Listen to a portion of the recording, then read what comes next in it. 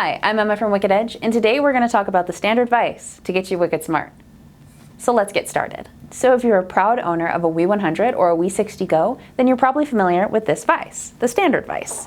We're going to talk a little bit about the screws that come with it and the best ways to use it.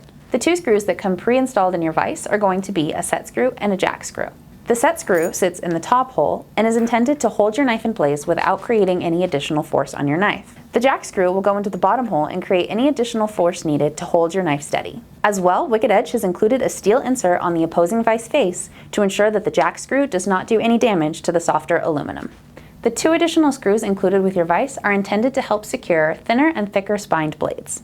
In order to use them, you'll want to do it as such. For thinner blades, what you'll do is remove the lower jack screw already in your device.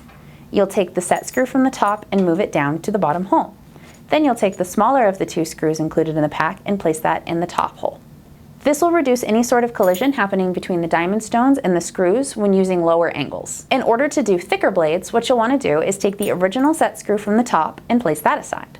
Then you'll take the larger jack screw from the bottom of the original set and move it to the top. Then you will take the larger of the two new screws and place that in the bottom. This will allow you to clamp thicker blades easier. So that's it, the standard vise to make you wicked smart. And if you find you have any additional questions, feel free to reach out to us at support@wickededgeusa.com. And until next time, keep it sharp.